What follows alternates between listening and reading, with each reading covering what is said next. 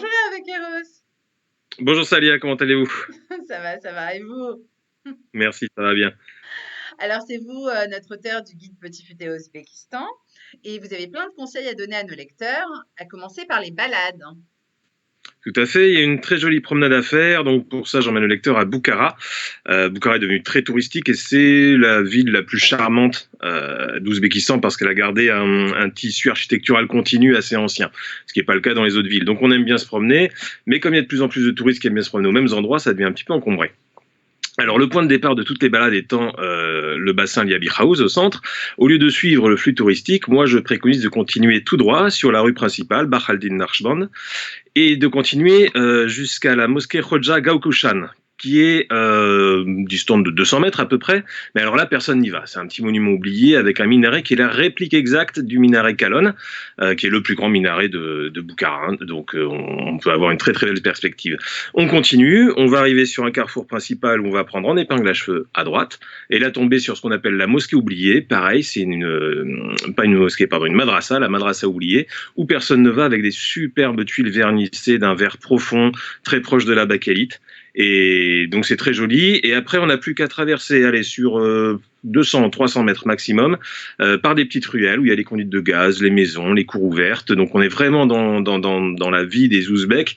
Et on rejoint le centre Poikalon avec la grande madrasa, la grande mosquée, qui est le plus grand centre. Donc tous les touristes seront passés par les coupoles marchandes et par les nouvelles enseignes et par tout ça. Et nous, on aura pris un petit détour hors des sentiers battus en voyant les Boucariotes dans leur vie dans la vieille ville. Oui, ça a l'air très sympa. Et combien de temps ça met cette balade, à peu près? Ça prend, allez, 20 minutes à tout casser. Ah oui, En prenant le temps de prendre des photos. Par contre, ça peut être beaucoup plus long parce qu'il ne faut pas oublier que ce qui caractérise les Ouzbeks, c'est l'hospitalité. Et comme là, on va être chez des gens qui ne sont pas habitués à voir passer des touristes, puisqu'on n'est pas sur le circuit officiel, et on n'est pas à l'abri de se faire inviter pour un thé ou un mariage s'il y en a un, ou pour manger le plov s'il a été cuisiné. Et là, ça peut durer un peu plus longtemps, mais c'est charmant, toujours, c'est des souvenirs en plus.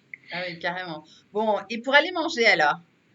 Alors pour les manger, moi j'ai un faible à Tashkent. Bon, c'est déjà à Tashkent qui a la plus grande offre en matière de restaurants, mais il y a un restaurant particulier.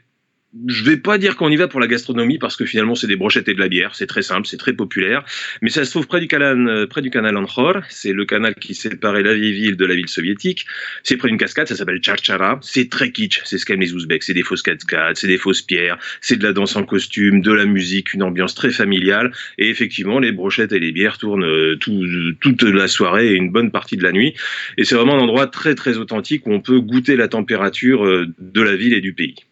Et au niveau tarifaire, c'est pas cher, j'imagine? Alors, pour moins de 5 euros, on mange très bien. Pour 5 à 10 euros, on fait un festin. Ah, très bien. Et pour faire la fête alors? Vous allez Alors, où? pour faire la fête, bon, l'Ouzbékistan n'est pas le pays de la fête, hein. La nightlife n'est pas vraiment développée. Elle a tendance à revenir, mais il faut bien voir que le nouveau président est là que depuis 2016. Donc l'ancien était pas très fan des sorties nocturnes. Mais il y a une sortie à Samarcande à 21 h à ne pas rater. Il y a une séance à 19 h, une séance à 21 h. C'est le théâtre El Merossi, qui existe depuis une dizaine d'années maintenant, qui n'était pas très connu, mais qui a un grand succès là depuis 2 ans. Et ils font en fait entre 10 et 15 scénettes historiques retraçant toute l'histoire de l'Ouzbékistan, depuis les Achéménides jusqu'à nos jours, à travers les costumes d'époque. Donc les costumes sont très bien faits, hein, la musique d'accompagnement est sublime, les chorégraphies sont très bien travaillées, on passe un très très bon moment, ça coûte une quinzaine de dollars et ça dure 1 heure, 45 minutes, 1 heure maximum.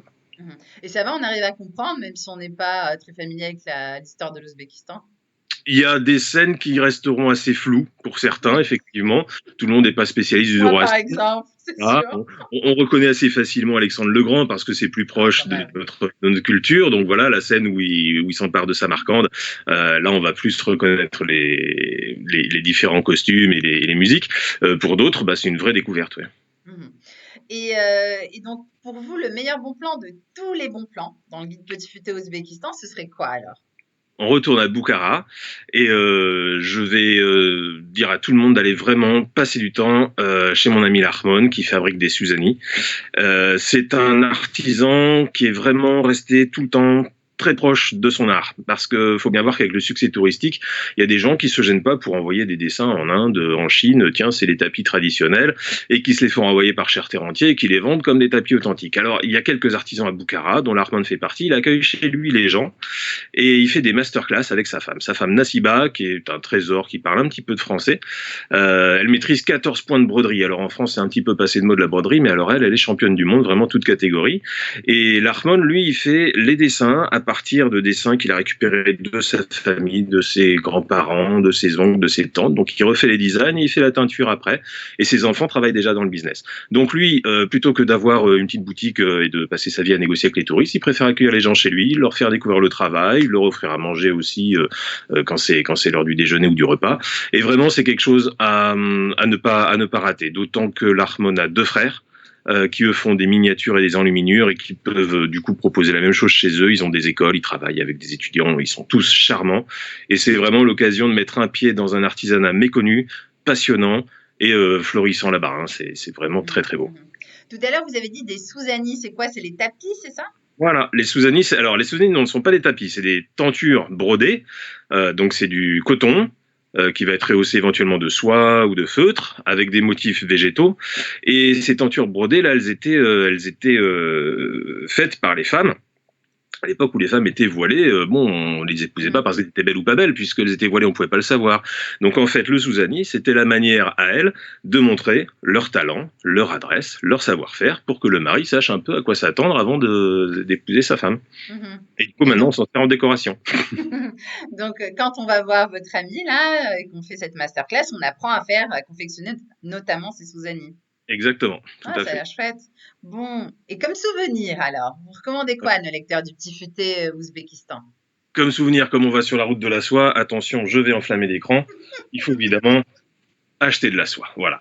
Alors la soie là-bas, elle a une finesse sans égale, hein, c'est vraiment très très beau. Elle est fabriquée encore en vallée de Fergana, où il y a des petites fabriques. Il y a une grosse fabrique quasi industrielle maintenant, hein, mais il y a plusieurs petites fabriques familiales qui font des très très belles choses, qui travaillent à la main, qui font de la teinture à la main. Alors on teint avec des pelures d'oignon, on teint avec du safran, on teint avec du cobalt, on teint avec voilà plein de produits naturels. Donc du coup, il faut faire attention, il faut bien le laver avec du vinaigre blanc pour figer la couleur naturelle. Et après, ça tient chaud, c'est agréable, c'est vraiment super. Donc c'est le souvenir, voilà, de toute façon, l'Ouzbékistan, c'est la route de la soie, il faut ramener de la soie. Et oui, et ça coûte combien un petit foulard comme ça, une petite écharpe comme ça? Un foulard comme ça, de bonne qualité, ça va être autour de 10 € à peu près. Ah oui, c'est quand même très intéressant quand on sait que c'est Ouais. la vraie soie. Par rapport à la soie en France, évidemment, c'est intéressant. Un super plan. Merci beaucoup Hervé Kéros pour tous ces conseils. Avec À plaisir, bientôt. Sia. Au revoir, à bientôt.